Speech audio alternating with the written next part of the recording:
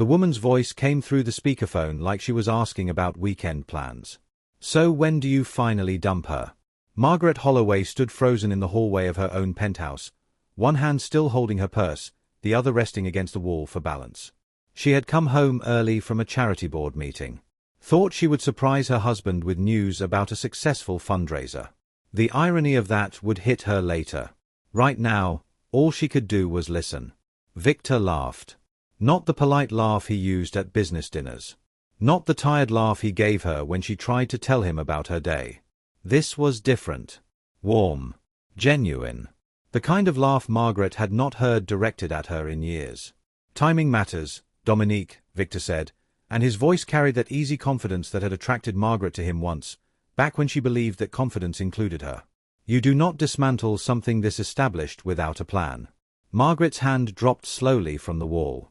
She stepped back, not away, but into the shadow near the hallway corner where the light from his office would not reach her. Her breathing stayed even. Controlled. She had learned control over 31 years of marriage.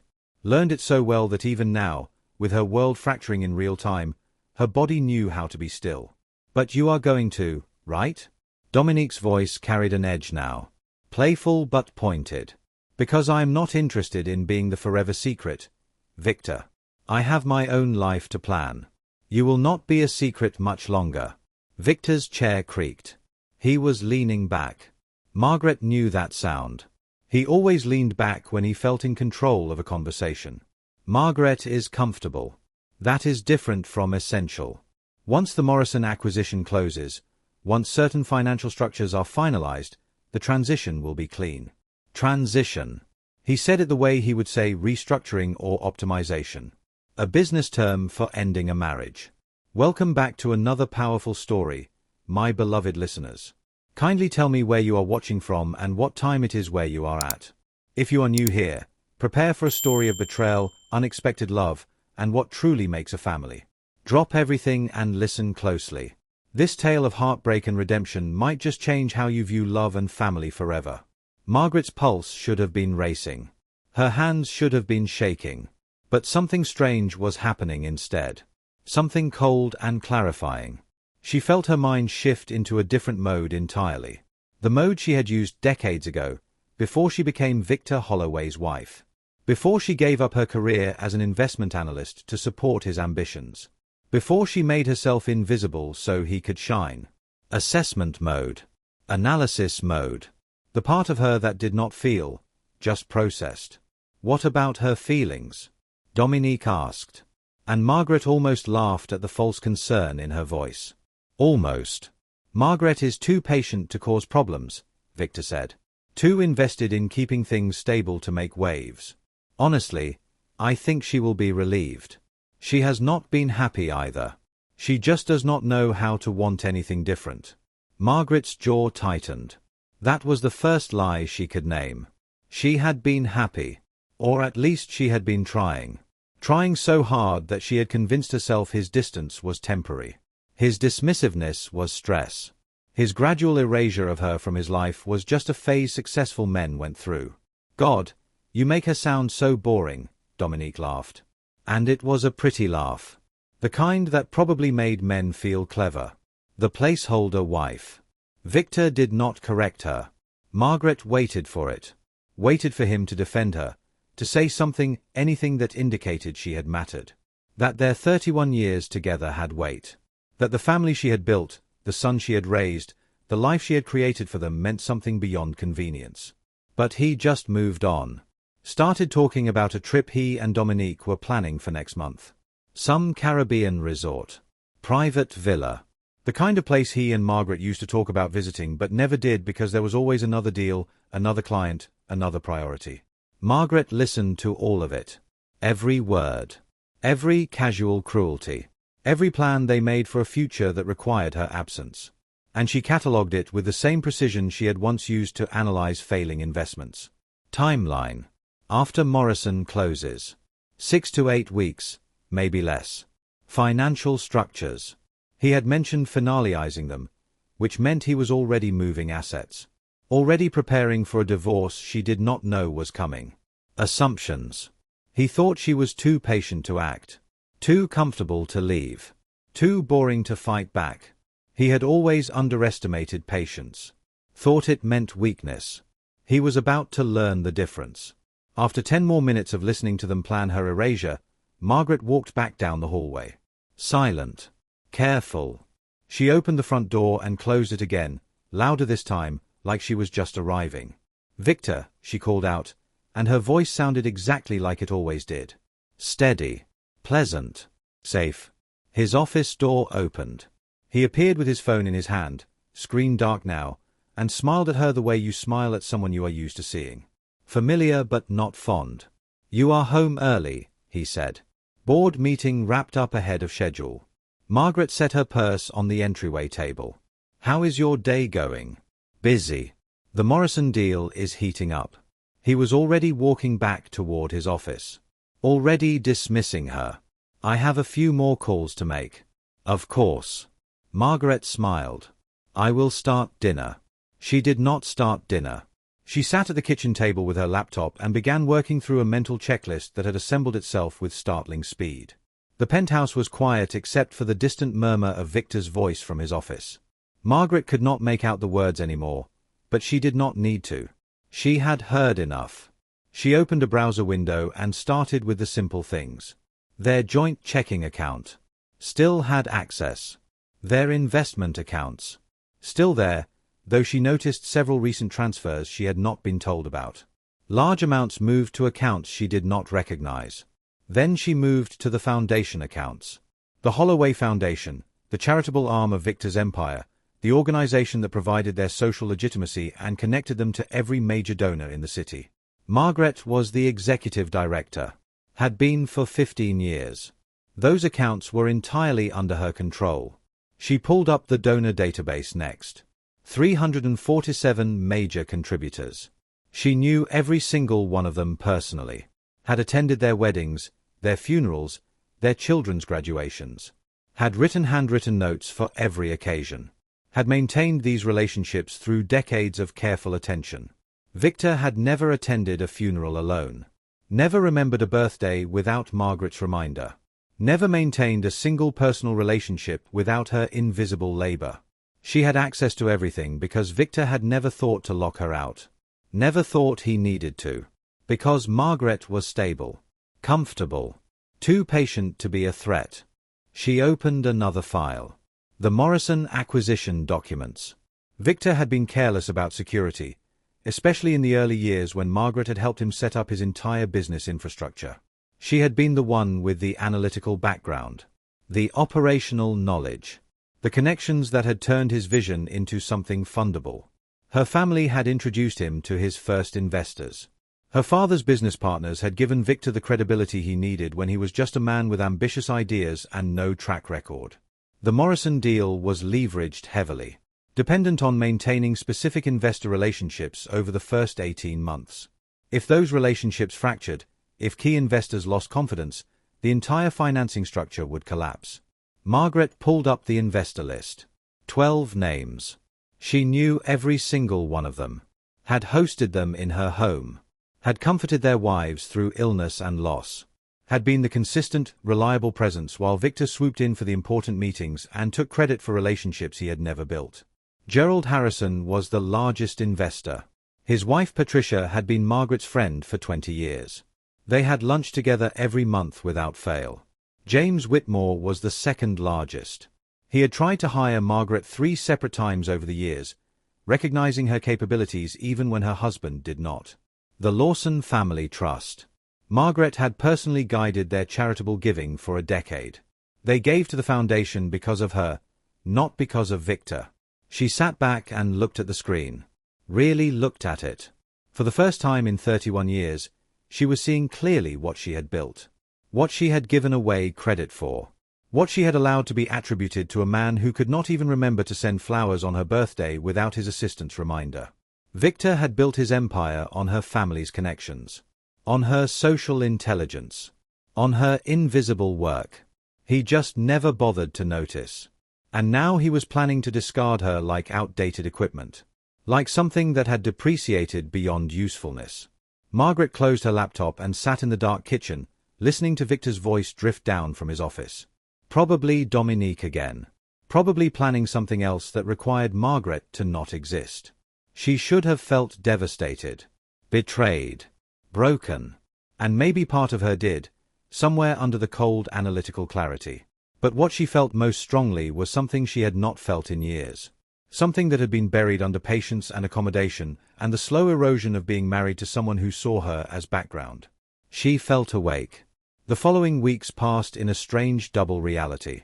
On the surface, nothing changed. Margaret went to foundation meetings, attended charity events, made dinner, existed in the same space as Victor without conflict or confrontation. She answered when he spoke to her, smiled when he made jokes at her expense, played the role of the patient, comfortable wife who did not ask difficult questions. But underneath, she was working. Every spare moment at the foundation office. Every evening after Victor retreated to his calls and his plans. Every early morning before he woke up. Margaret was building something he could not see. A comprehensive understanding of every relationship in his professional life. Every dependency he had overlooked. Every assumption he had made that only held true if the world stayed exactly as it was. The first week, she focused on documentation. She gathered 31 years of correspondence. Invitations she had written. Thank you notes she had sent. The meticulous records of every relationship she had maintained on Victor's behalf. The second week, she began having conversations. Not confrontational. Not revealing. Just the kind of conversations she had always had, but now with different awareness. She met Patricia Harrison for their regular lunch at the quiet French restaurant they both loved. Patricia ordered the salmon. Margaret ordered the soup. They talked about Patricia's grandchildren, about the upcoming foundation gala, about nothing in particular. And then Patricia said something that changed everything. Gerald has been asking about you, she said, stirring her coffee with a small silver spoon. About whether you are happy. Margaret's hand paused halfway to her water glass. Why would he ask that? Patricia looked at her with the kind of directness that only comes from 20 years of friendship. Because he is not blind, Margaret. None of us are. We see how Victor treats you at events. How he talks over you. How he takes credit for things we know you arranged.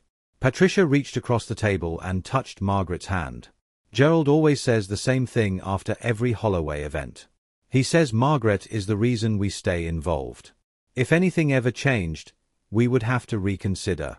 Margaret absorbed this information carefully. Gerald Harrison, the largest investor in Victor's Morrison deal, had just signaled through his wife that his loyalty was to Margaret, not to Victor. Nothing is changing, Margaret said smoothly. I am exactly where I have always been. But even as she said it, she understood what Patricia was really telling her. The relationships Victor thought belonged to his business actually belonged to his wife.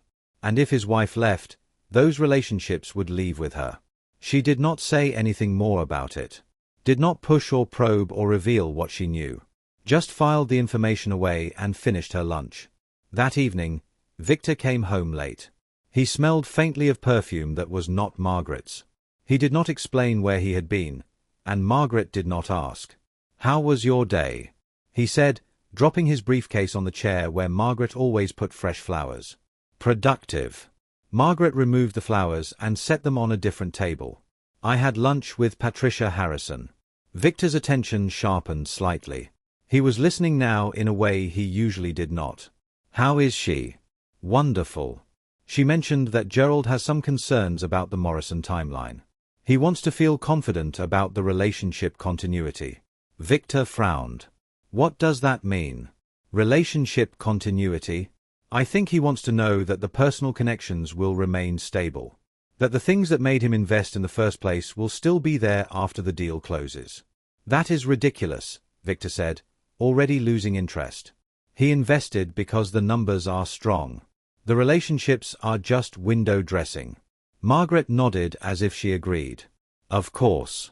I am sure you know best. She went to the kitchen to prepare the dinner he would barely notice. And she thought about what Patricia had said. What Gerald had apparently been saying for years. Window dressing. Victor thought human connection was window dressing. Thought the relationships that held his entire empire together were decorative rather than structural.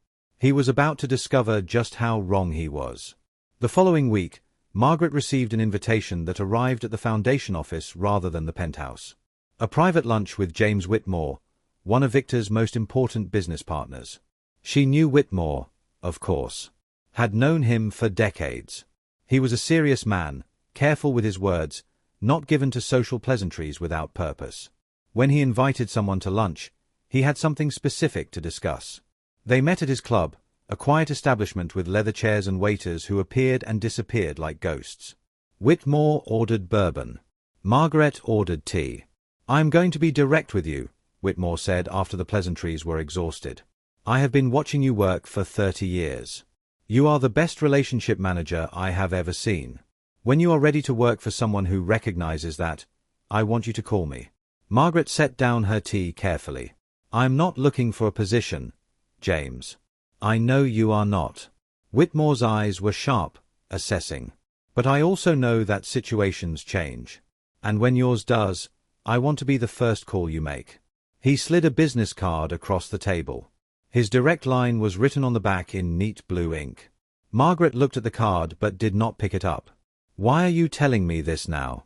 Whitmore was quiet for a moment, choosing his words with the precision of a man who had built an empire on careful communication. "Because I have heard things," he said finally. "Rumors about changes at Holloway. About certain restructurings being planned. And I wanted you to know that whatever Victor is planning, the people who matter see you clearly. We always have." Margaret's face revealed nothing. But inside, she was recalibrating. Victor thought he was operating in secret. Thought his plans with Dominique were invisible. But the business community was small, and people talked, and Victor had never been as discreet as he believed. The rumors were already circulating. And they were landing differently than Victor intended. "I appreciate your confidence in me," Margaret said. "I will keep your offer in mind." She picked up the card and slipped it into her purse. After she left the club, she sat in her car for a long time, looking at the city she had helped Victor conquer.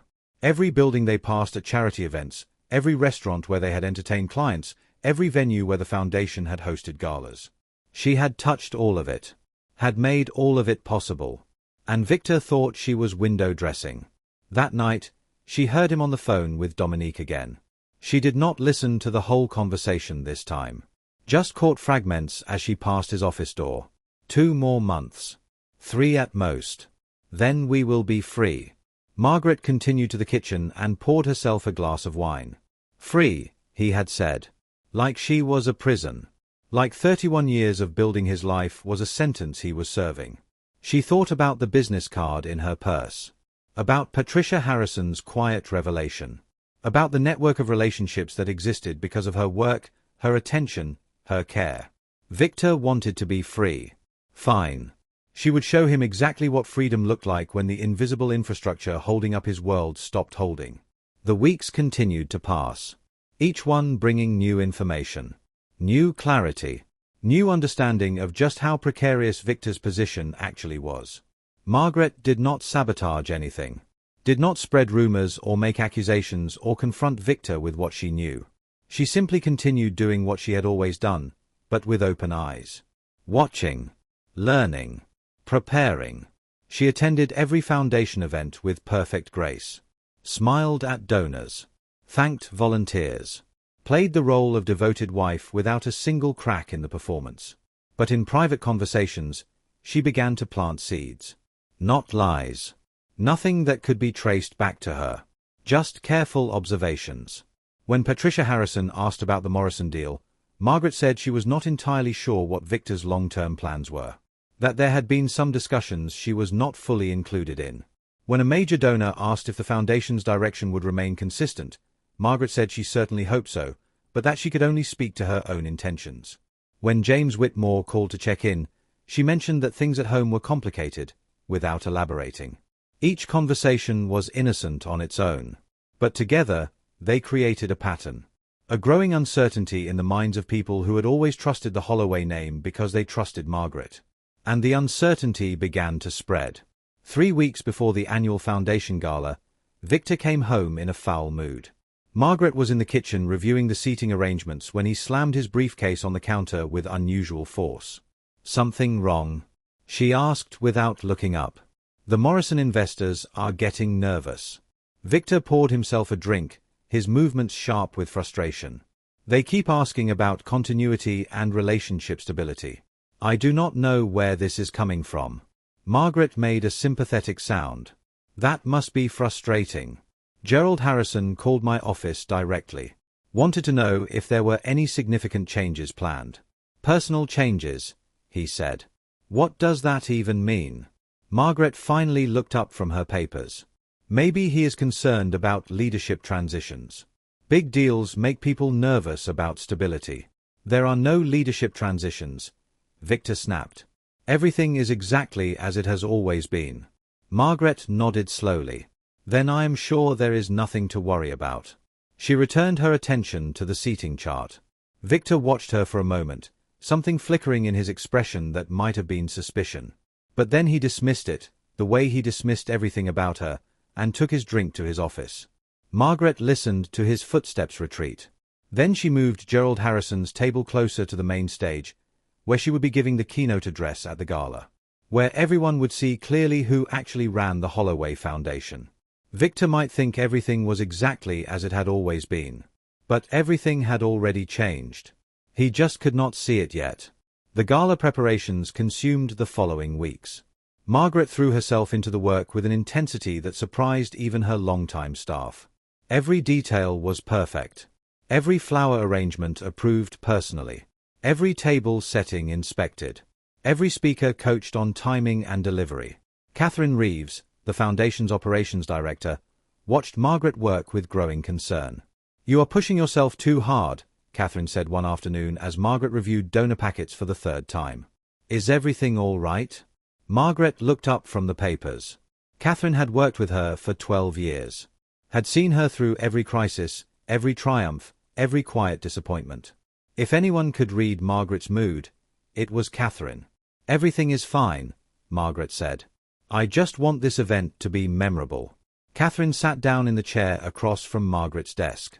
"The donors have been calling more than usual. Asking questions about you specifically. About whether you are planning to stay involved."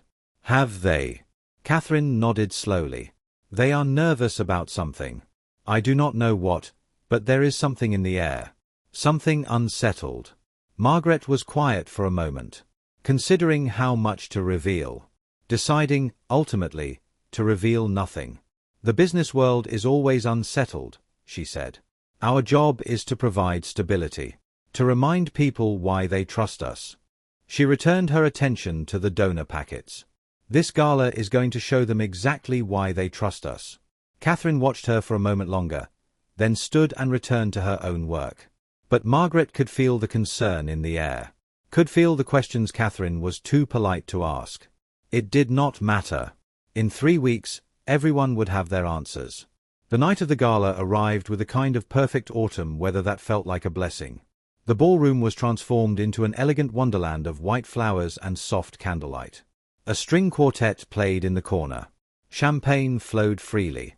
Margaret stood at the entrance, greeting guests as they arrived. She wore a simple black gown that managed to be both understated and unforgettable. Her silver hair was swept up in an elegant twist. Her smile was warm but measured.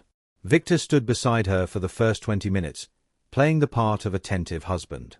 But soon he was drawn away by conversations with investors, with potential partners, with the people he considered important. Margaret watched him work the room with the detached observation of a scientist studying a subject. He was good at this, she acknowledged. Always had been. The commanding presence. The easy charm. The confidence that made people want to believe in whatever he was selling. But she noticed something else too. Something she had never allowed herself to see before. Every time Victor approached someone, they glanced around first, looking for her. And when they found her, they relaxed. As if her presence in the room validated whatever Victor was about to say. She had always thought of herself as supporting his work. She was only now beginning to understand that she was the work. She was the relationship. She was the reason these people kept writing checks and signing contracts and believing in the Holloway name. Patricia Harrison appeared at her elbow, champagne in hand. "Magnificent as always," Patricia said, surveying the room. You outdid yourself, Margaret. It is a team effort. Patricia smiled the knowing smile of a woman who understood exactly how much of the team was standing right in front of her. Gerald wanted me to tell you something, Patricia said, lowering her voice. He made a decision about the Morrison investment. He wanted you to know before he tells Victor. Margaret turned to look at her fully. What kind of decision? Patricia's expression was gentle but serious. He is pulling out. The concerns about continuity became too significant to ignore. He said he invested because of you, because of what you represent. And if that is uncertain, then his money should be elsewhere. Margaret absorbed this information without visible reaction. I see. He wanted you to know first. Wanted you to understand that whatever happens, you have his respect. And his support. Patricia squeezed Margaret's hand briefly, then drifted away to join another conversation. Margaret stood very still in the middle of the glittering ballroom, surrounded by 300 people who were there because of relationships she had built, listening to music she had selected, eating food she had approved. And she thought about Victor, across the room, confidently discussing a deal that was already dead. Talking about a future that had already collapsed. Planning a life with a woman who would abandon him the moment his success became uncertain. He had no idea. She could have warned him. Could have pulled him aside and told him what Gerald Harrison had decided. Could have tried to salvage the deal, the way she had salvaged so many of his messes over the years.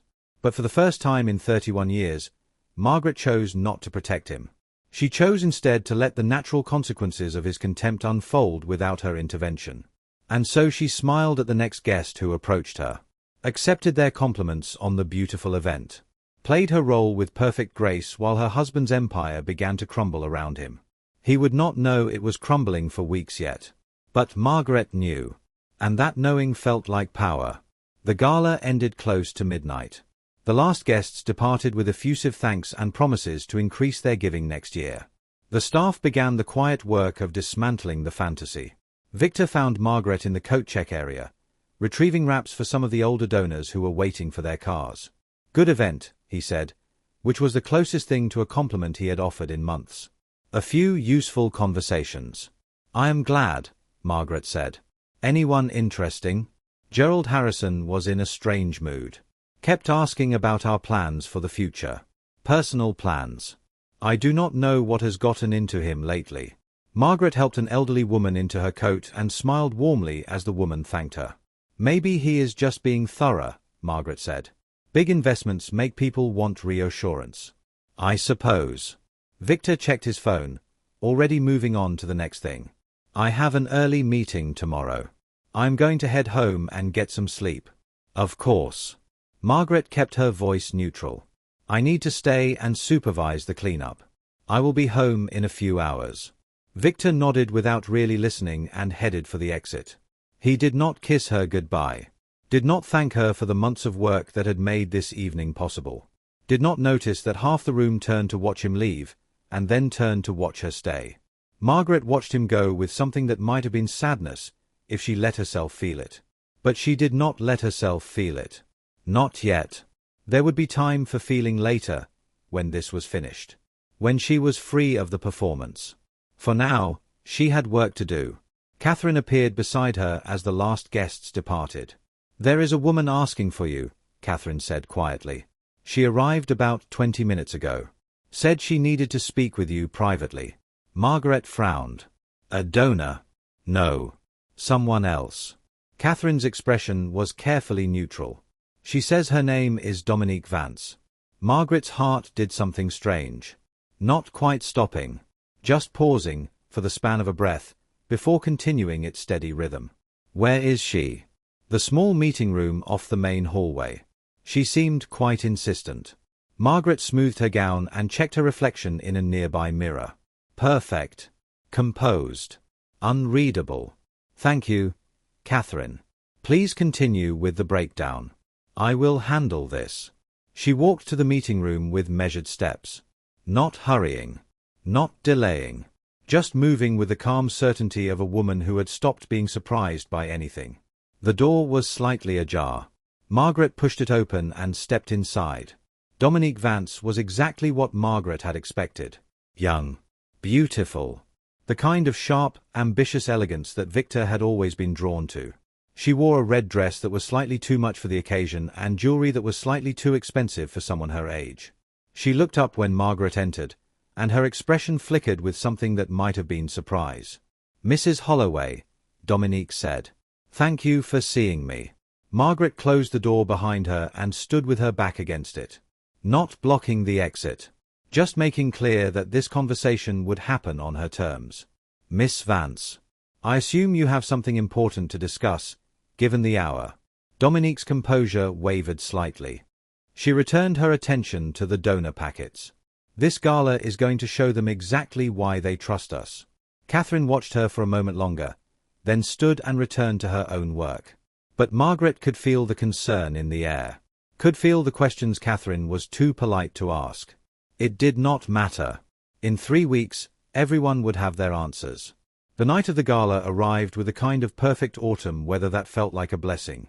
The ballroom was transformed into an elegant wonderland of white flowers and soft candlelight. A string quartet played in the corner. Champagne flowed freely. Margaret stood at the entrance, greeting guests as they arrived. She wore a simple black gown that managed to be both understated and unforgettable. Her silver hair was swept up in an elegant twist. Her smile was warm but measured. Victor stood beside her for the first 20 minutes, playing the part of attentive husband. But soon he was drawn away by conversations with investors, with potential partners, with the people he considered important. Margaret watched him work the room with the detached observation of a scientist studying a subject. He was good at this, she acknowledged. Always had been. The commanding presence. The easy charm. The confidence that made people want to believe in whatever he was selling. But she noticed something else too. Something she had never allowed herself to see before. Every time Victor approached someone, they glanced around first. Looking for her. And when they found her, they relaxed. As if her presence in the room validated whatever Victor was about to say. She had always thought of herself as supporting his work. She was only now beginning to understand that she was the work. She was the relationship. She was the reason these people kept writing checks and signing contracts and believing in the Holloway name. Patricia Harrison appeared at her elbow, champagne in hand. "Magnificent as always," Patricia said, surveying the room. "You outdid yourself, Margaret. It is a team effort." Patricia smiled the knowing smile of a woman who understood exactly how much of the team was standing right in front of her. "Gerald wanted me to tell you something," Patricia said, lowering her voice. "He made a decision about the Morrison investment. He wanted you to know before he tells Victor." Margaret turned to look at her fully. "What kind of decision?" Patricia's expression was gentle but serious. "He is pulling out." The concerns about continuity became too significant to ignore. "He said he invested because of you, because of what you represent. And if that is uncertain, then his money should be elsewhere."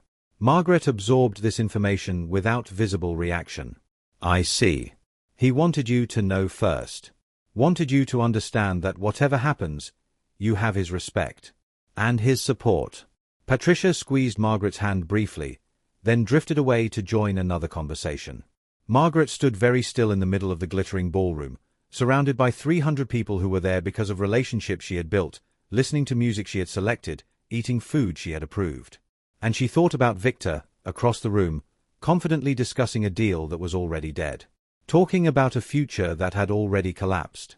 Planning a life with a woman who would abandon him the moment his success became uncertain. He had no idea. She could have warned him. Could have pulled him aside and told him what Gerald Harrison had decided. Could have tried to salvage the deal, the way she had salvaged so many of his messes over the years. But for the first time in 31 years, Margaret chose not to protect him. She chose instead to let the natural consequences of his contempt unfold without her intervention. And so she smiled at the next guest who approached her. Accepted their compliments on the beautiful event.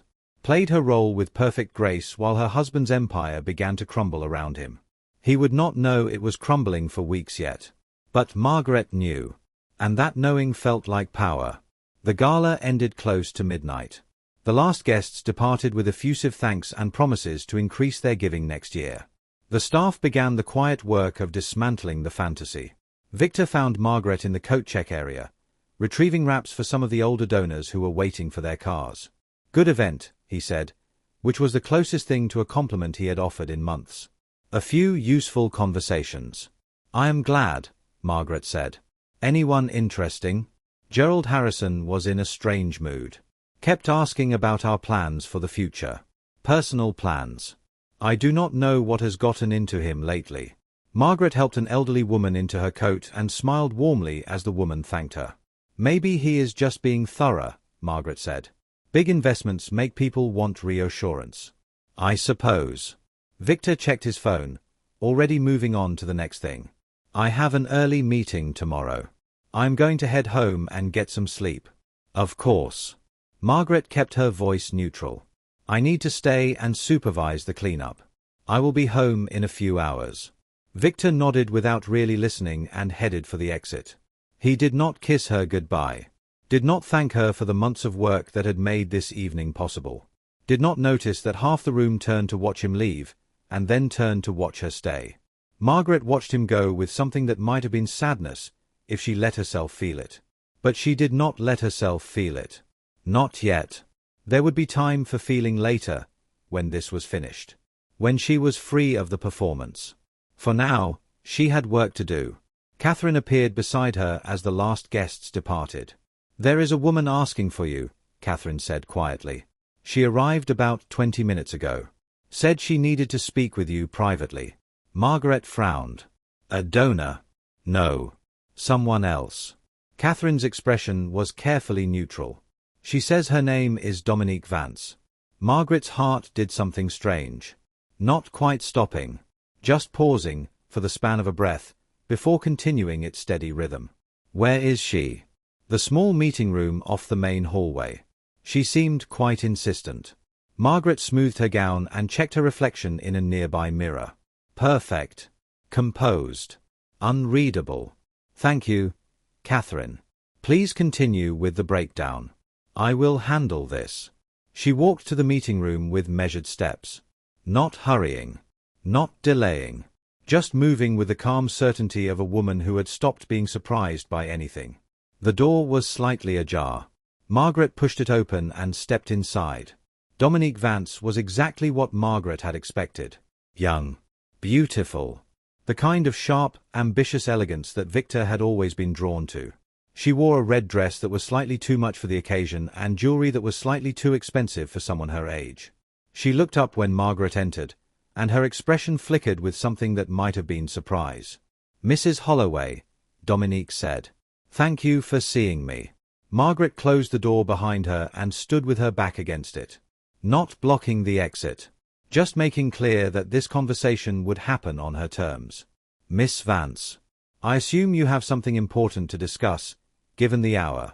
Dominique's composure wavered slightly. I wanted to meet you. See you for myself.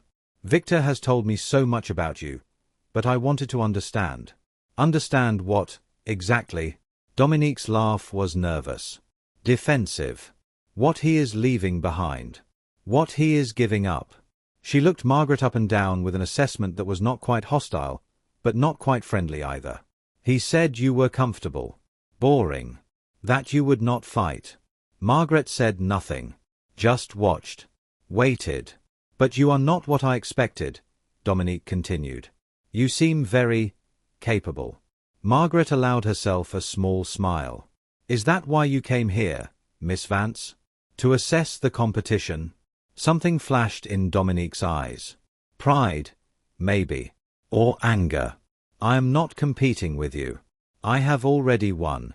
Victor is planning to leave you. He has been planning it for months. I thought you should know, in case you were under any illusions. Margaret let the silence stretch. Let Dominique fill it with her own uncertainty. I am curious, Margaret said finally. What exactly do you think you have won? Dominique's chin lifted. Him. His life. His success. Margaret nodded slowly. I see. And what do you imagine his success is made of? What do you think holds it together? His vision. His intelligence. His drive. Margaret almost felt sorry for her. Almost. Let me ask you something, Miss Vance. Have you ever watched Victor maintain a relationship? Not charm someone at a party. Not close a deal. Actually maintain a connection over years, through difficulties, without anyone helping him? Dominique did not answer. Her confidence was beginning to crack at the edges. Have you ever seen him remember a birthday without being reminded? Write a condolence note? Show up to a funeral for someone else's loss? Build the kind of trust that makes people invest not just money but belief in someone? Still no answer. I have been married to Victor for 31 years, Margaret continued, her voice quiet but certain. In that time, I have built every significant relationship in his professional life. Introduced him to every investor. Maintained every connection that matters. Made him seem like someone worth trusting. She took a step toward Dominique. You think you are getting his success. But his success is not his. It is mine. Built on my work. My attention. My care. And when I stop doing that work, when I stop maintaining those relationships, when I remove myself from the invisible infrastructure holding his world together, what do you imagine will be left? Dominique's face had gone pale. You are lying. Victor said you do not understand the business. That you are just a hostess. Margaret smiled. Did he? She opened the door and held it wide. I think we are finished here, Miss Vance. Thank you for coming. You have clarified several things for me. Dominique hesitated. She seemed to want to say something more. But whatever she saw in Margaret's face stopped her. She walked out without another word. Margaret closed the door behind her and stood alone in the quiet meeting room. Her hands were trembling slightly. The first sign of emotion she had allowed herself in weeks. But her mind was clear. Clearer than it had been in years. Dominique had come here to gloat. To show Margaret that she had already lost. Instead, she had shown Margaret something far more valuable. Victor had never told Dominique the truth about his marriage. Had never admitted, perhaps even to himself, that his wife was the foundation of everything he had built.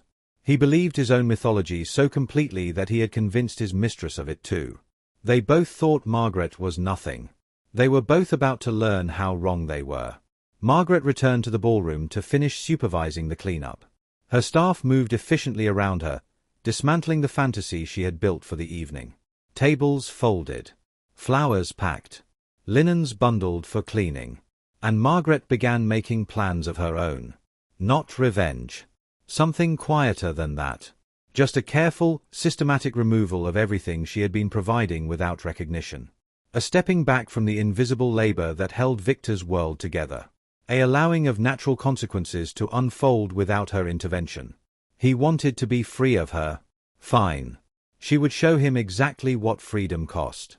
2 days after the gala, Victor's world began to crumble. It started with a phone call.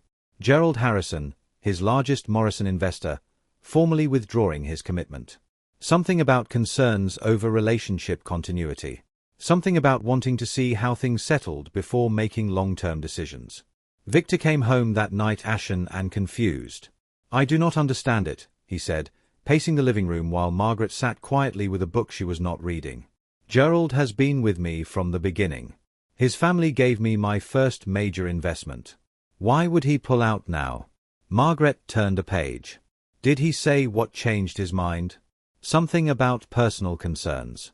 Wanting stability. He kept mentioning the foundation, asking if our charitable work would continue the same way. Victor stopped pacing and looked at Margaret with an expression she could not quite read.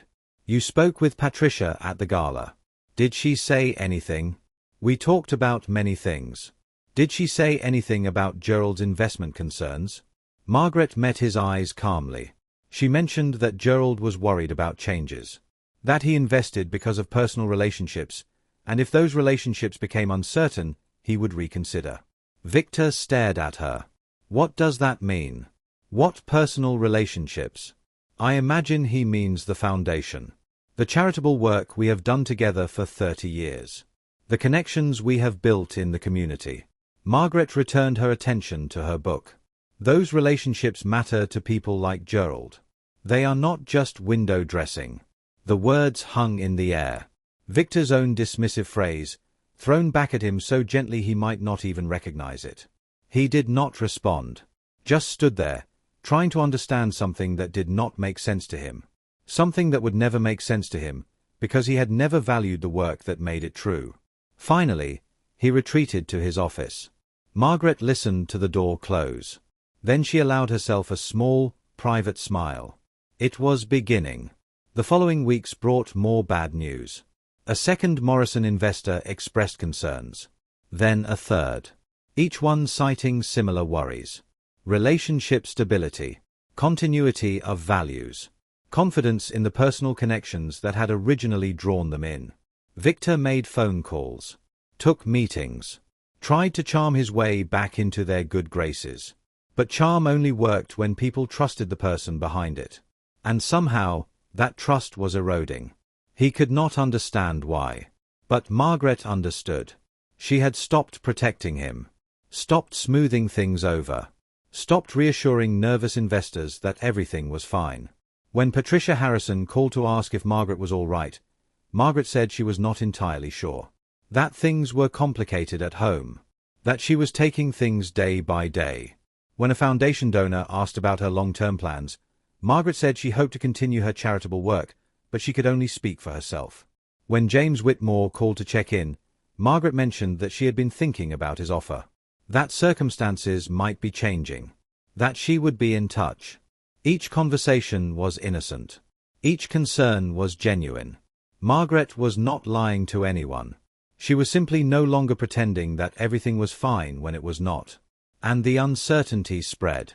Victor became increasingly frantic. The Morrison deal was stalling. His investors were asking questions he could not answer. His carefully constructed timeline was collapsing. And Dominique was growing impatient. Margaret overheard their calls becoming tenser. Dominique demanding to know when Victor would be free. Victor making promises he could not keep. Both of them growing frustrated with a situation neither of them could control. This was not the triumphant ending either of them had imagined. This was something messier. More uncertain. More real. Margaret listened to all of it without satisfaction. Without triumph. Just with the quiet clarity of someone who was finally seeing things as they were. Victor had spent 31 years building on a foundation he refused to acknowledge. Had taken credit for work he considered beneath him. Had planned to discard the person who made his success possible. And now that foundation was crumbling. Not because Margaret had sabotaged it. Just because she had stopped maintaining it. That was the thing about invisible labor. You never noticed it was there until it was gone. And then it was the only thing you could see. 6 weeks after the gala, Margaret received a call from her son. Robert was 29 now. An investment banker in Boston. Successful in his own right. He called once a week, always on Sunday afternoons, and they talked about his work, his life, his growing sense that something was wrong with his parents' marriage. "Mom," Robert said, his voice careful. "What is going on with you and Dad?" Margaret was sitting in her study, looking out the window at the city she had helped Victor conquer. The autumn light was fading early. The leaves had mostly fallen. "What do you mean?" "I called Dad yesterday.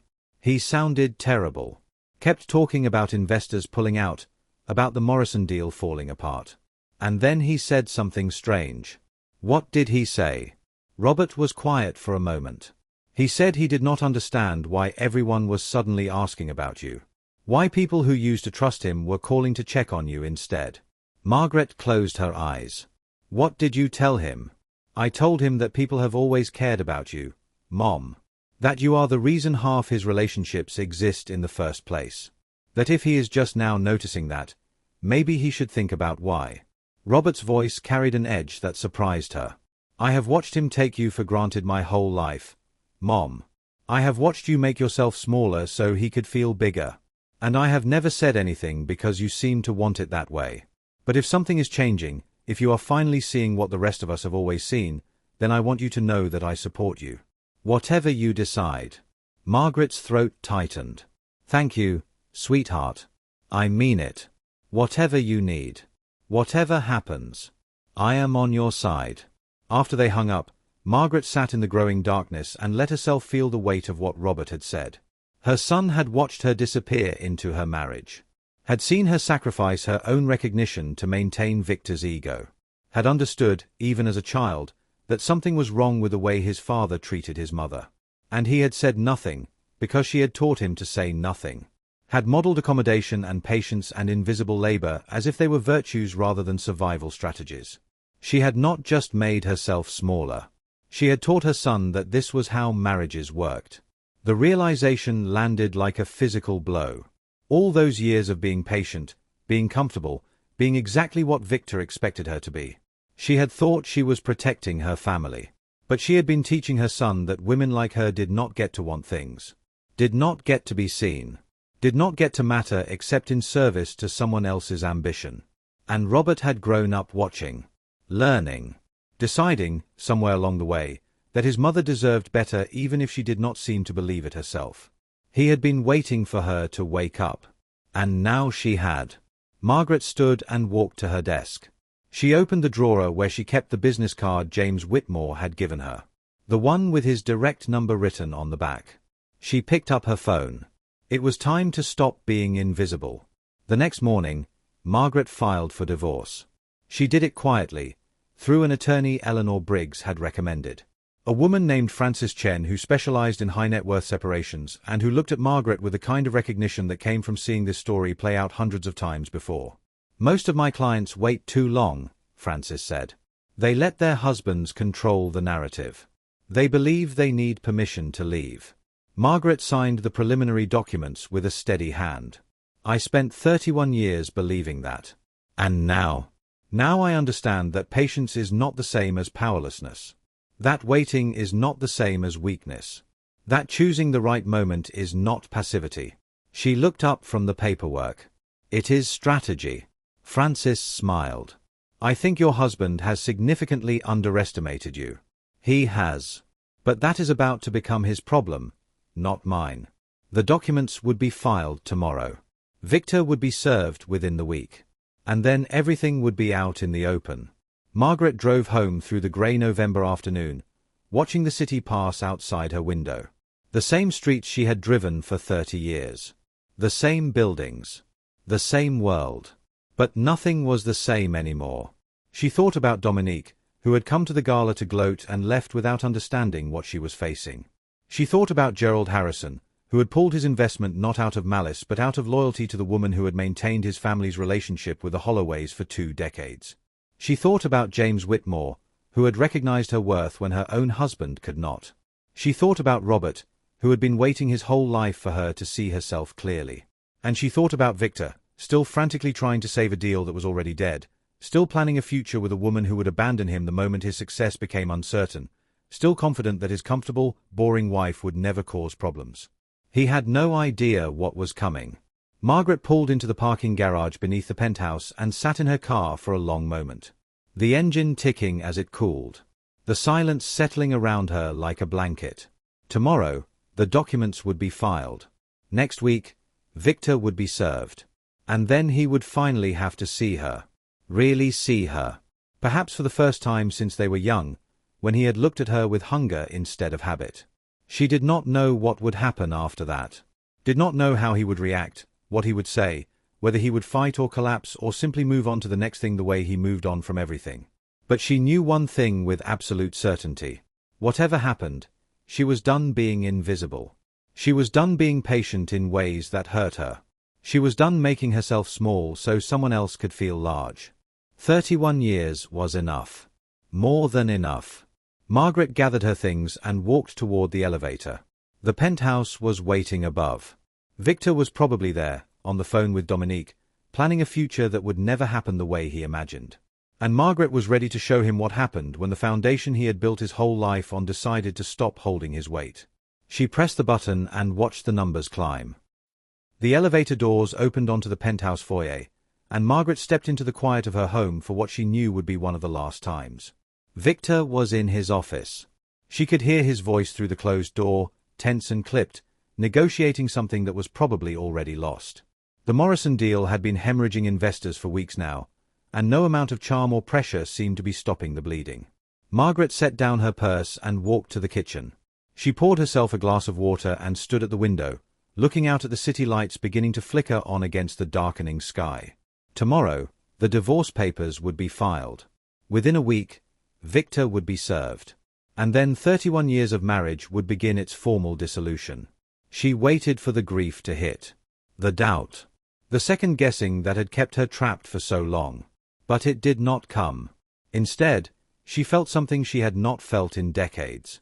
A quiet certainty that she was doing exactly what needed to be done. Not out of revenge. Not out of anger.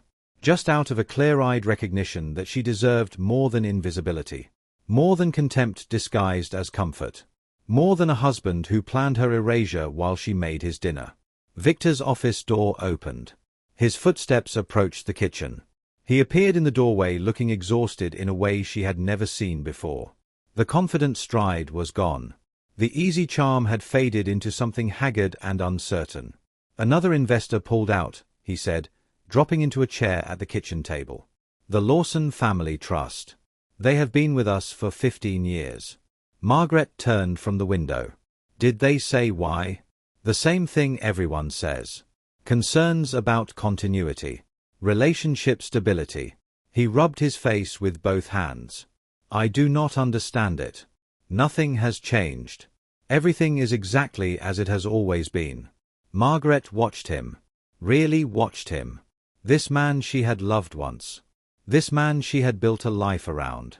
This man who had no idea that everything had changed months ago, in a hallway, while he laughed with his mistress about discarding his wife. Maybe they are sensing something you cannot see, she said quietly. Victor looked up at her with an expression that might have been confusion. Or might have been the first flicker of suspicion. What does that mean? It means that relationships are complicated. People pick up on things. Tensions. Uncertainties. Even if nothing has been said directly, they feel when something is off. Victor stared at her for a long moment. You have been different lately, he said. Quieter. More distant. Have I? Yes. Ever since the gala. Maybe before that. He leaned forward in his chair. Is something going on that I should know about? Margaret considered the question. Considered telling him everything right there. The overheard phone call. The months of watching. The divorce papers sitting in her attorney's office. But no. He would be served properly. Formally. He would learn the truth the way she had learned it. Without warning. Without preparation. Without the chance to spin it into something he could control. I have been thinking about a lot of things, she said. That is all. She turned back to the window. I am tired. I am going to bed early. She walked past him without touching him. Without looking back. And she felt his eyes follow her all the way down the hall. He was starting to sense something. Starting to feel the ground shifting beneath his feet. But he still did not understand. Still could not see. He would. Soon enough. The process server found Victor at his office 3 days later. Margaret was not there to see it. She was at a lunch meeting with James Whitmore, finalizing the details of her new position. But she heard about it later, from her attorney, who had received a furious phone call from Victor's lawyer demanding to know what was happening.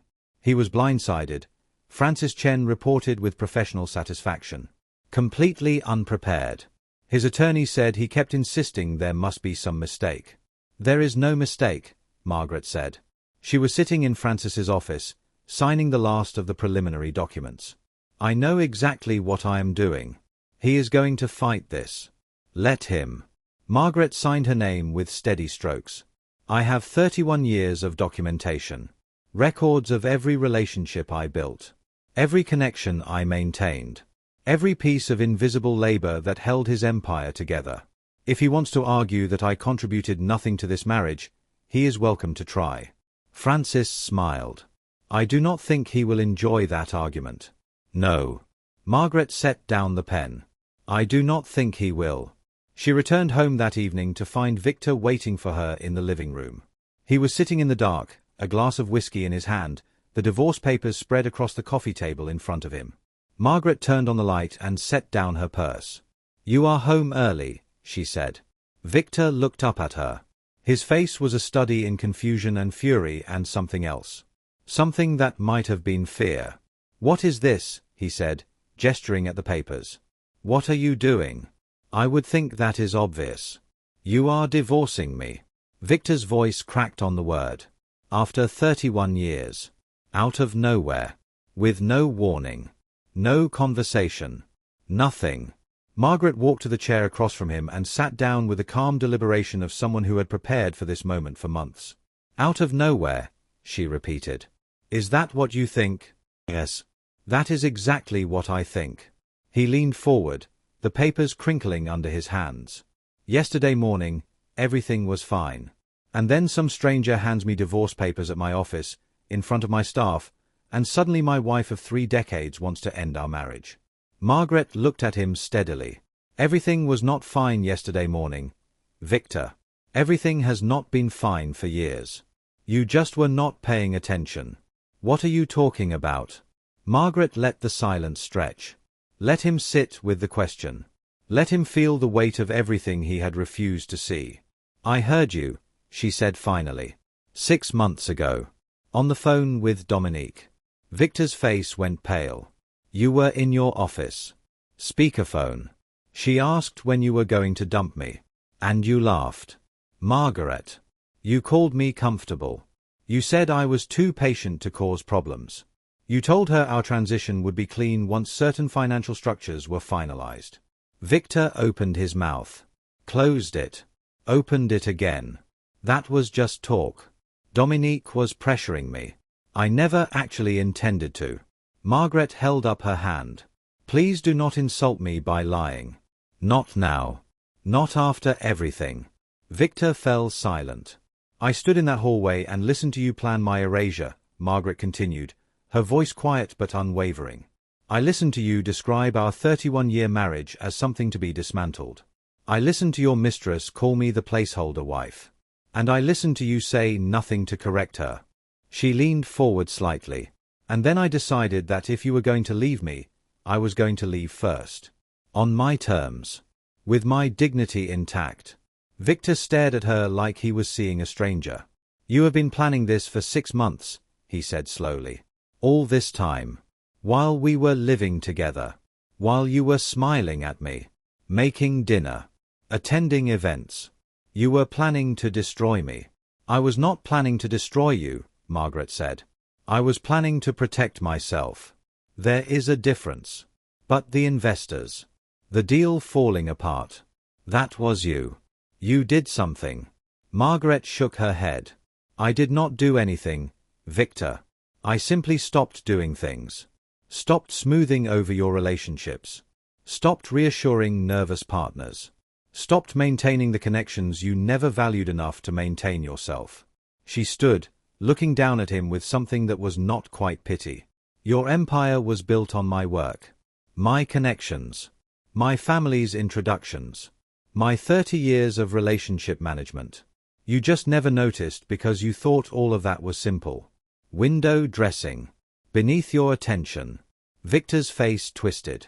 That is not true. It is entirely true. And the fact that you cannot see it even now, even with everything collapsing around you, proves exactly how blind you have been. She picked up her purse. I am staying at Eleanor's tonight. And tomorrow. And for as long as this takes. My attorney will be in touch about the details. She walked toward the door. Margaret. Wait. Victor stood, and for the first time, there was desperation in his voice. We can talk about this. We can work it out. Whatever you think you heard, whatever you think I was planning, we can fix it. Margaret stopped at the doorway. She did not turn around. You were planning to leave me, Victor. You were planning to discard me like outdated equipment and move on with a younger woman. The only thing that has changed is who is doing the leaving. She looked over her shoulder at him. This man she had loved. This man she had built a life around. This man who had never once seen her clearly. I am not window dressing, she said. I never was. And it is going to take you a long time to understand exactly what you lost. She walked out of the penthouse and did not look back. Eleanor's country house was 2 hours north of the city, set on a hillside overlooking a valley that turned gold and red in autumn and white and silent in winter. Margaret arrived after dark, her car winding up the long driveway past bare trees and frozen fields. Eleanor was waiting on the porch, wrapped in a wool shawl, a glass of wine in each hand. You look exhausted, Eleanor said, handing Margaret a glass. "I feel free," Margaret replied. "It is a strange combination." They went inside, to the warmth of the fire and the quiet of rooms that held no memories of Victor. Eleanor had set up the guest room with fresh flowers and clean sheets. A small gesture that felt enormous after months of making herself invisible. They sat by the fire with their wine and did not speak for a long time. The silence was comfortable. The silence of old friends who did not need words to understand each other. Finally, Eleanor said, "How did he take it?" "Badly. He thinks I destroyed his business." "Did you?" Margaret considered the question. "No. I just stopped protecting him from himself. Stopped maintaining relationships he never valued. Stopped being the invisible infrastructure holding everything together." She took a sip of wine. "His business is falling apart because it was built on foundations he refused to acknowledge. Not because I sabotaged anything." Eleanor nodded slowly. "And the mistress?" "Still in the picture, as far as I know. Though I suspect she will not be for long. They do tend to disappear when the money gets uncertain." Margaret smiled grimly. "She came to the gala, you know. Dominique. Found me during the cleanup. Wanted to gloat about having already won." "What did you say to her?" "I asked her what she thought she was winning. She said his success. His life. His vision." Eleanor laughed softly. "She has no idea." "No. She does not." Margaret stared into the fire. "But she will find out. When Victor cannot deliver what he promised. When his investors keep pulling out. When his empire keeps shrinking. She will find out exactly what she won. A man with vision and no infrastructure." "Exactly." They sat together in the firelight, two women who had built lives behind powerful men and survived to build lives of their own. "What will you do now?" Eleanor asked. Margaret thought about the offer from James Whitmore. The position that would finally give her work the recognition it deserved. The chance to be visible on her own terms. "I'm going to stop being invisible," she said. "I'm going to take a job where people see me, value me, understand what I bring to the table." She turned to look at Eleanor. "I'm going to find out who I am when I'm not making myself small for someone else." Eleanor reached over and squeezed her hand. "It is about time." The weeks that followed moved with a strange combination of speed and stillness. The divorce proceedings began in earnest. Victor's attorneys pushed back on everything, demanding documentation, questioning valuations, challenging every aspect of Margaret's claims to marital assets. But Margaret had prepared, had documented, had spent months building a comprehensive record of her contributions to the Holloway empire. Every investor she had introduced, every relationship she had maintained, every crisis she had smoothed over, every piece of invisible labor that had made Victor's success possible. Her attorneys presented the evidence methodically. 31 years of correspondence. Calendars showing events she had organized. Donor records showing relationships she had cultivated. Testimony from partners and investors who were willing to state, under oath, that their involvement with Holloway Enterprises had always been primarily a relationship with Margaret. Victor's case began to crumble under the weight of reality. He could not argue that she had contributed nothing when dozens of people were willing to say otherwise. Could not claim that the relationships were his when everyone knew they belonged to her. Could not dismiss her work as simple when the complexity of what she had built was laid out in meticulous detail. And as the legal proceedings unfolded, Victor's business continued to deteriorate. The Morrison deal collapsed completely. The financing structure that had depended on investor confidence fell apart when that confidence evaporated. Victor was forced to restructure, to scale back, to admit that the ambitious acquisition he had been planning was no longer possible. Other deals followed. Partners who had stayed out of loyalty began to reconsider. Clients who had trusted the Holloway name started looking elsewhere. It was not destruction. It was erosion. A slow wearing away of everything Victor had built on foundations he never acknowledged. And through it all, Dominique grew increasingly impatient. Margaret heard about it secondhand, from mutual acquaintances who could not resist sharing the gossip. Dominique was frustrated. Dominique was demanding. Dominique had expected to be stepping into a life of luxury, and was instead watching that luxury shrink. She had bet on Victor's success. And Victor's success had turned out to be someone else's work. The call came 3 weeks into the proceedings. Margaret was at Eleanor's, reviewing documents with her attorney over video conference, when her phone buzzed with a number she did not recognize. She answered it out of curiosity more than anything else. Mrs. Holloway? The voice was familiar. Sharp and confident, though slightly less confident than the last time Margaret had heard it. Miss Vance. Margaret kept her voice neutral. This is unexpected. A pause on the other end of the line. I need to speak with you. In person. I am not sure that is appropriate. Please. Dominique's voice cracked slightly. Just give me 30 minutes. I will explain everything. Margaret considered refusing. There was no reason to meet with her husband's mistress. No obligation. No advantage. But something in Dominique's voice made her curious. Something desperate. Something broken. Tomorrow afternoon, Margaret said. There is a cafe on Madison and 63rd. 3 o'clock. Thank you. I will be there. Margaret hung up and looked at Frances Chen's face on her laptop screen. Was that who I think it was? Frances asked. Victor's mistress. She wants to meet. Frances raised an eyebrow. Are you sure that is wise? Probably not. Margaret smiled slightly. But I want to see what she has to say. Dominique was already at the cafe when Margaret arrived. She looked different than she had at the gala. The sharp confidence had softened into something more uncertain. The expensive jewelry was gone. The red dress had been replaced by something simpler, more subdued. She stood when Margaret approached the table.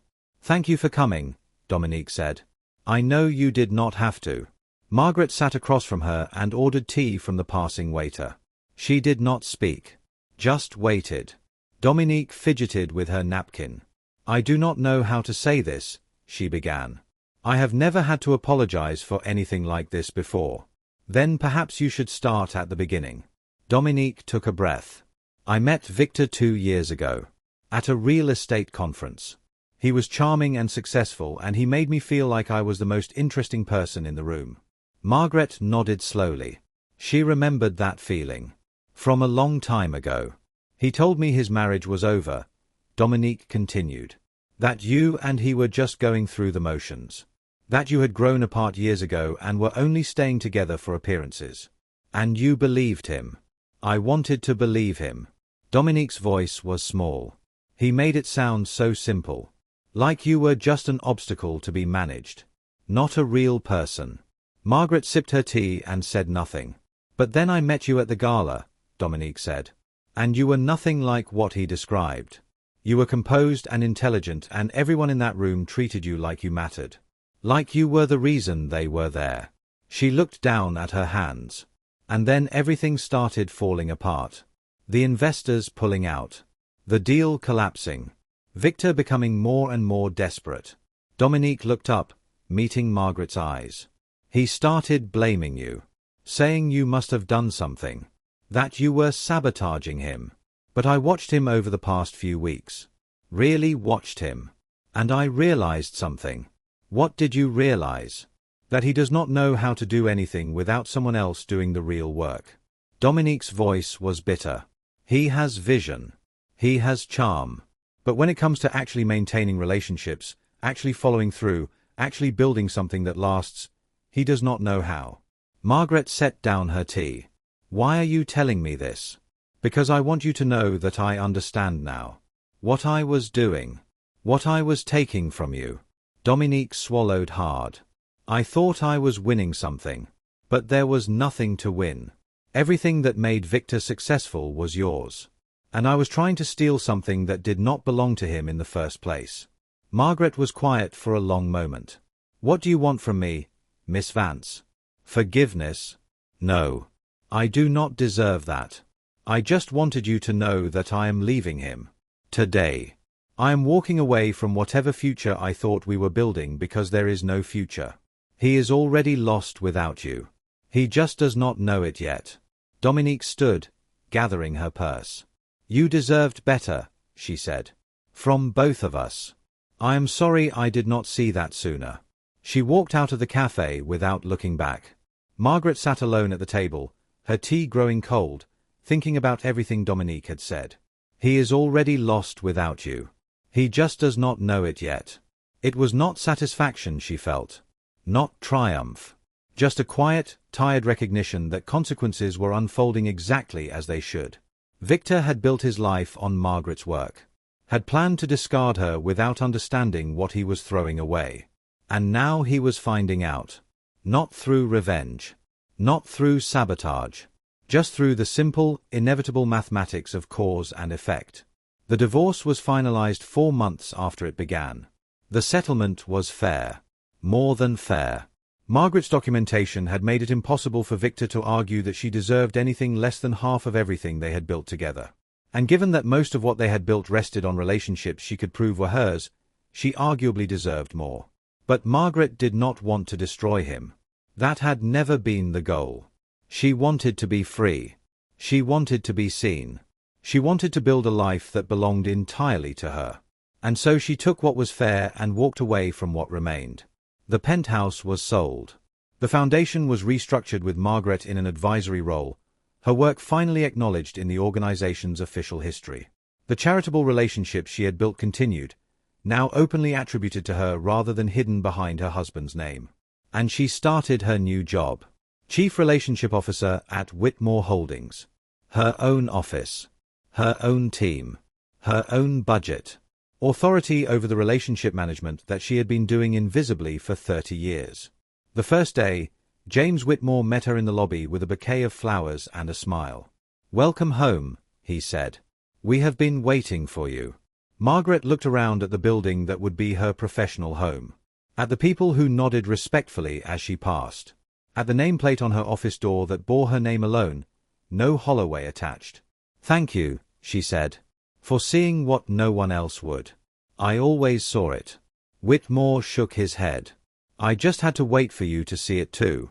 The work was challenging and rewarding in ways Margaret had not experienced in decades. She was building something again. Not behind someone else. Not in service to someone else's vision. But on her own terms. With her own expertise. For her own credit. She was good at it. Better than good. Within weeks, her team was outperforming expectations. Within months, Whitmore Holdings had secured 3 major partnerships that competitors had been chasing for years. Margaret made it look easy because she had been practicing for 31 years. She just had never been allowed to take credit before. Now she could. And she did. 6 months after the divorce, Victor called. Margaret was in her office, reviewing a partnership proposal, when her assistant buzzed to say there was a Victor Holloway on line 2. She considered not taking it. There was nothing he could say that she needed to hear. Nothing left between them that required conversation. But something made her pick up the phone. Curiosity, maybe. Or closure. "Victor," she said. "Margaret." His voice was different. Quieter. Less certain. "Thank you for taking my call. What do you want?" A pause. The sound of breathing on the other end. "I want to understand," he said finally. "What happened? How everything fell apart. I have been trying to figure it out for months, and I still do not understand." Margaret leaned back in her chair and looked out the window at the city spread below her. "What do you think happened?" "I think you sabotaged me." He said it without conviction. Like he was testing a theory he no longer believed. "I think you poisoned my relationships somehow. Turned people against me. Is that what you think?" "It is the only explanation that makes sense." His voice cracked. "I built that company from nothing. I made those connections. I created that success. And then you walked out and everything collapsed." Margaret was silent for a moment. "Let me ask you something, Victor. In 31 years, how many birthday cards did you send to partners' wives? What? How many condolence notes did you write? How many funerals did you attend alone? How many relationships did you maintain through the hard times, the boring times, the times when there was nothing to gain? I do not see what that has to do with. How many investors were introduced to you through my family? How many clients stayed because they trusted me? How many donors gave to the foundation because I asked them personally?" Margaret's voice was steady, patient, like she was explaining something obvious to someone who was very slow to understand. You did not build those relationships, Victor. I did. You built the vision. You built the strategy. But the human connections that made any of it possible? That was my work. My expertise. My 30 years of labor that you dismissed as window dressing. She let the silence stretch. I did not sabotage you. I just stopped doing the work you never valued. And it turned out that work was the only thing holding your empire together. Victor was quiet for a long time. I did not know, he said finally. His voice was small. Broken. I did not understand. No. You did not. Another pause. And Dominique left. I heard. She said there was nothing to stay for. That everything I promised her was already gone. Margaret did not respond. There was nothing to say. I am losing everything, Victor said. The business. The reputation. The life I built. It is all falling apart. You are losing what you thought you had built alone, Margaret said quietly. What you actually built alone was never very much. She heard him breathing on the other end of the line. Heard the silence of a man confronting the scope of his own blindness. I am sorry, he said. For what it is worth. I am sorry I did not see you. Did not value you. Did not understand what you gave me. Margaret considered his apology. Turned it over in her mind like a stone. Thank you for saying that, she said finally. It does not change anything. But thank you. She hung up the phone. And she sat in her office, looking out at the city, feeling the weight of 31 years finally lifting from her shoulders. It was over. The final encounter happened a year after the divorce was finalized. Margaret was at a charity event. Not a Holloway Foundation event. Something new. Something she had helped create in her role at Whitmore Holdings. A gala celebrating partnerships between businesses and community organizations. She was standing near the entrance, greeting guests, when she saw Victor walk in. He looked older than he had a year ago. Diminished somehow. The confident stride had never fully recovered. The easy charm had faded into something more uncertain, more careful. He saw her and hesitated. Then walked over. Margaret. Victor. They stood facing each other in the glittering ballroom. Two people who had shared 31 years and now shared nothing but history. You look well, Victor said. Happy. I am well. Margaret smiled slightly. I am building something new. Something mine. I heard. Whitmore Holdings. Everyone says you are doing remarkable work. I am doing the same work I always did. Margaret met his eyes. I am just getting credit for it now. Victor nodded slowly. He looked around the ballroom at the people moving through it. The donors and partners and community leaders. I still do not fully understand it, he said quietly. How I missed it for so long. What you were doing. What I had. Margaret considered the question. You saw what you wanted to see, she said. I was convenient to your narrative. The supportive wife. The comfortable presence. You never looked beyond that because you did not think there was anything beyond that to see. And there was. There was everything. Margaret's voice was gentle, not accusing. The foundation of every success you thought was yours. The relationship behind every partnership. The care behind every connection that lasted. She reached out and touched his arm briefly. You were not a bad person, Victor. Just a blind one. You valued vision over execution. Strategy over relationships. The big picture over the small moments that make the big picture possible. She withdrew her hand. That blindness cost you everything. But it also freed me. So I cannot regret it entirely. Victor looked at her with an expression she could not quite read. Grief, maybe. Or finally, after all this time, something like understanding. I hope you find what you are looking for, he said. Whatever that is. I already have. Margaret smiled. I was looking for myself. And I found her. She turned and walked back into the gala. Into the room full of people who knew her name. Who valued her work. Who saw her clearly and treated her accordingly. Behind her, she felt Victor watching. But she did not look back. That chapter was closed. And ahead of her, finally visible after 31 years of invisibility, was a life that belonged entirely to her. Margaret's apartment was smaller than the penthouse. A two-bedroom in a quieter neighborhood with good light and a small terrace where she grew herbs in the summer. It was enough. More than enough. It was hers. She came home from the gala after midnight, kicked off her heels, and poured herself a glass of wine. The city lights glittered outside her windows. The silence was peaceful rather than empty. Robert called the next morning, as he did every Sunday. "How was the event?" he asked. "Successful. We raised more than we projected." Margaret smiled into the phone. "And I saw your father." A pause. "How was that?" "Strange. Sad. He seems lost." "He is lost." Robert's voice carried no sympathy. "He spent 30 years taking you for granted, and now he is discovering what life looks like without you doing all the invisible work.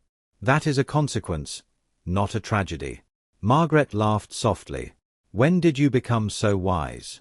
"I learned from watching you." "Eventually." Robert's voice softened. "I am proud of you, Mom. For everything you built. For everything you are building now." "Thank you, sweetheart." After they hung up, Margaret sat on her terrace with her coffee and watched the morning light spread across the city.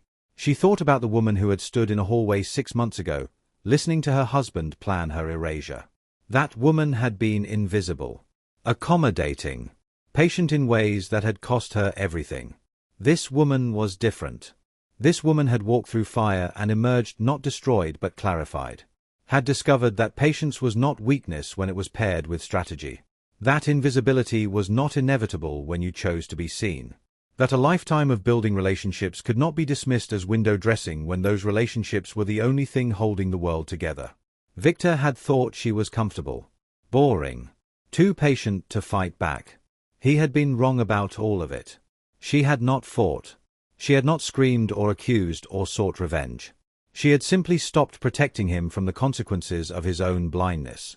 Had stepped back from the invisible labor that held his world together. Had allowed the natural mathematics of cause and effect to unfold without her intervention. And then she had walked forward into a life where her work was recognized. Her expertise was valued. Her contributions were seen. That was the lesson, she realized. The most dangerous thing about patience was not that it made you weak. It was that it made you strong in ways no one else could see coming. Victor had learned that too late. Margaret had learned it just in time. She finished her coffee and went inside to start her day. There was work to do. Relationships to build. A life to create. And for the first time in 31 years, every bit of it was hers. In the end, justice was not dramatic. It was not explosive or vengeful or loud. It was quiet. Incremental. The slow accumulation of consequences for a lifetime of dismissiveness.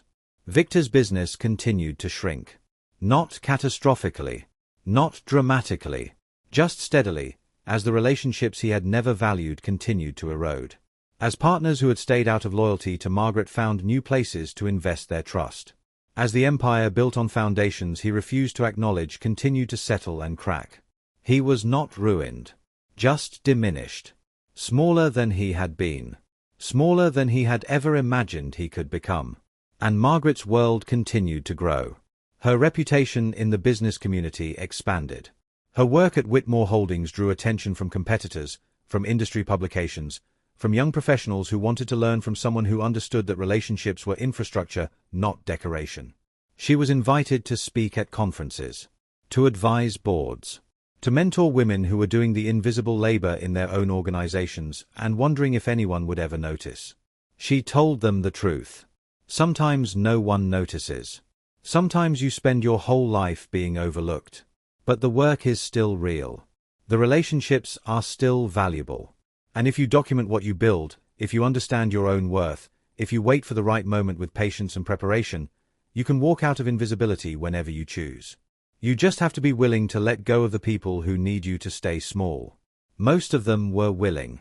Margaret watched them find their own visibility, their own recognition, their own paths out of accommodation and into authority. And she thought about her younger self, the woman who had given up her career to support a man who never saw her clearly. That woman had not been weak. She had been waiting. Preparing without knowing she was preparing. building skills and relationships and understanding that would eventually set her free. The waiting had been painful. The invisibility had been costly. But the preparation had paid off in the end. That was the thing about patience, Margaret understood now. It was not just endurance. It was accumulation. Every quiet moment, every overlooked contribution, every piece of invisible labor was building toward something. The question was whether you would be awake enough to use it when the moment came. Margaret had been awake. Finally. Just in time. And now she was living a life that belonged to her. Working in a role that recognized her. Surrounded by people who saw her clearly. She was done being invisible. She was done accommodating. She was done making herself small so someone else could feel large. 31 years had been enough. More than enough. And the rest of her life was just beginning. The story ends not with a bang but with a quiet morning in Margaret's apartment. Coffee on the terrace. Sunlight spreading across a city she helped shape, even if no one knew it for decades. Victor is somewhere out there, diminished but surviving, finally beginning to understand what he lost. Dominique has moved on to someone else's vision, someone else's success. The investors and partners and donors who once gathered around the Holloway name have found new places to put their trust.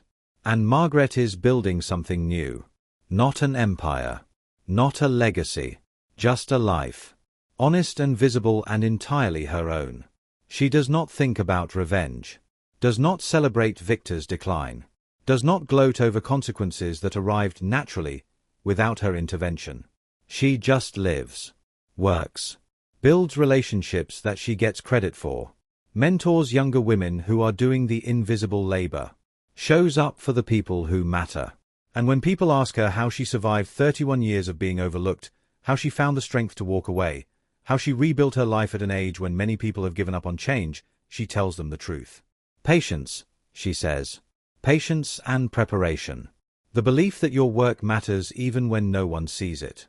And the wisdom to know that you can walk out of invisibility whenever you choose. You just have to be willing to let go of the people who need you to stay small. They always nod, these people asking for advice. Always seem to understand. And Margaret smiles, and returns to her work, and looks out at a city that finally sees her clearly. She was never comfortable. Never boring. Never too patient to fight back. She was just waiting. And now she is free. This concludes the tale of Margaret Holloway. A woman who spent 31 years being invisible. Who discovered that her husband planned to discard her. Who chose not to fight, not to scream, not to seek revenge. Who simply stepped back from the invisible labor that held his world together and let the consequences unfold. And who emerged not broken but clarified. Not destroyed but transformed. Sometimes the most powerful thing you can do is stop protecting someone from themselves. And sometimes the most dangerous thing about patience is that it gives you time to prepare. Victor Holloway learned that too late. Margaret Holloway learned it just in time. And that, in the end, made all the difference. Thank you for listening, my beloved audience. If this story touched your heart, share it with someone who needs to hear that patience is not weakness, that invisible labor has value, and that it is never too late to step out of the shadows and into a life that belongs entirely to you. Until next time.